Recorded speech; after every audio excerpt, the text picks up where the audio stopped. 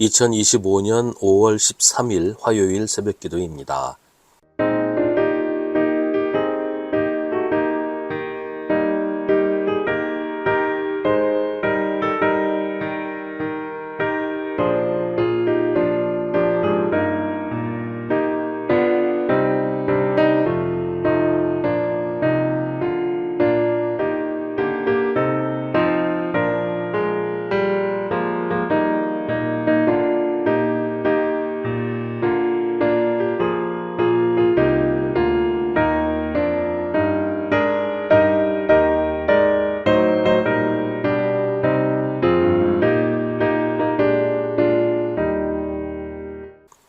디모데전서 2장 1절부터 7절입니다.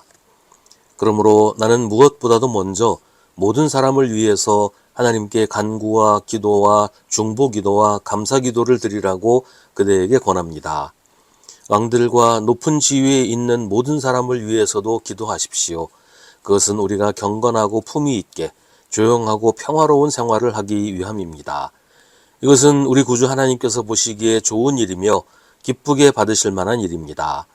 하나님께서는 모든 사람이 다 구원을 얻고 진리를 알게 되기를 원하십니다. 하나님은 한 분이시요 하나님과 사람 사이의 중보자도 한 분이시니 곧 사람이신 그리스도 예수이십니다. 그분은 모든 사람을 위해서 자기를 대속물로 내주셨습니다. 하나님께서 꼭 적절한 때에 그 증거를 주셨습니다. 나는 이것을 증언하도록 선포자와 사도로 임명을 받아 믿음과 진리로 이방 사람을 가르치는 교사가 되었습니다. 나는 지금 참말을 하지 거짓말을 하지 않습니다. 아멘. 바울은 목회자인 디모데에게 목회자로서 몇 가지 권면을 합니다. 오늘 말씀은 그 첫 번째 권면입니다. 그런데 이 권면이 논란이 되는 경우가 있어요. 바울은 모든 사람을 위하여 기도하라고 하면서 왕들과 높은 지위에 있는 모든 사람을 위해서도 기도하라고 합니다.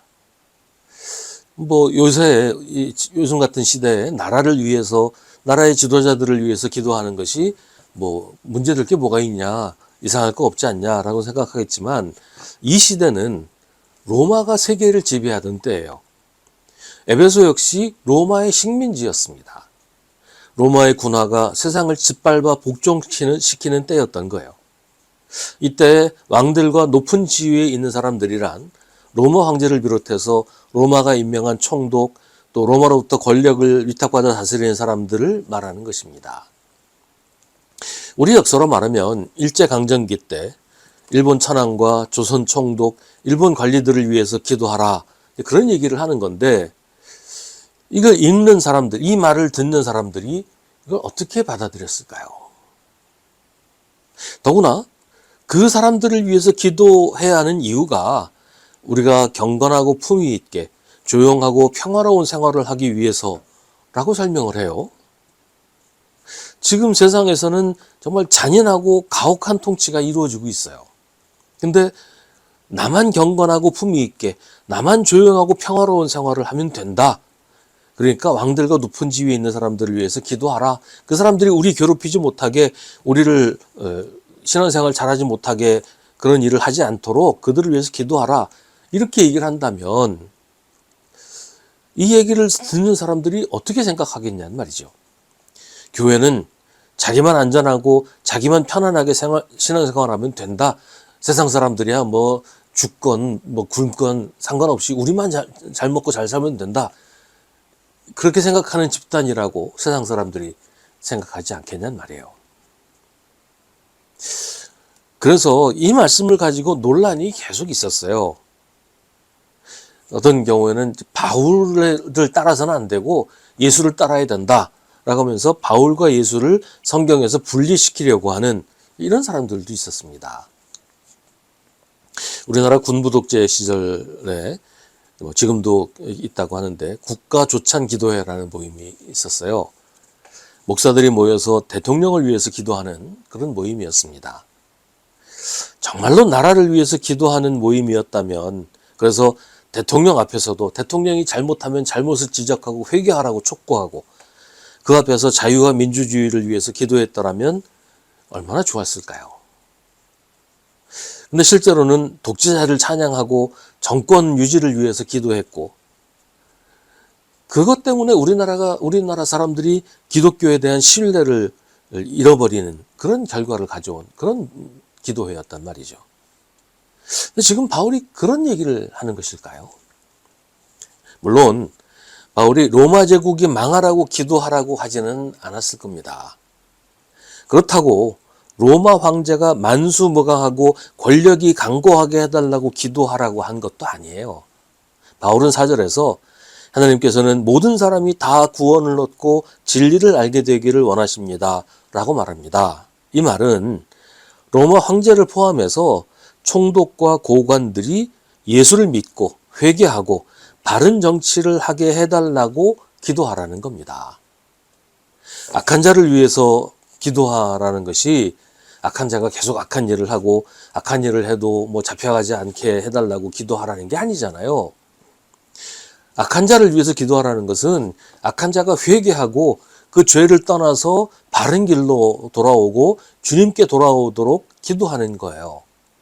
그러니까 여기서 왕들과 이런 권력자들을 위해서 기도하라는 것도 그들이 독재를 하고 학살을 하고 악한 일을 해도 그냥 무사하게 해달라고 기도하라는 얘기가 아니라는 거죠. 그들이 회개하고 악한 길을 떠나서 주님의 길로 돌아오게 해달라고 기도하라는 얘기인 겁니다. 우리가 그렇게 기도하면 그 기도를 들으시는 하나님께서 악한 자를 벌하시고 망하게 하실 수도 있고, 혹은 악한 자가 회개하고 예수를 믿어서 바른 길을 걷게 하실 수도 있지 않겠어요? 우리는 다만 하나님께 기도할 뿐입니다. 권력자들이 권력의 노예가 되어서 권력을 휘두르느라고 악한 일을 하지 않도록, 혹은 권력을 이용해서 자기의 이익을 추구하지 않도록 그들이 하나님의 뜻대로 선한 정치를 하고 국민들을 편안하게 하는 정치를 하게 해달라고 기도하는 것입니다.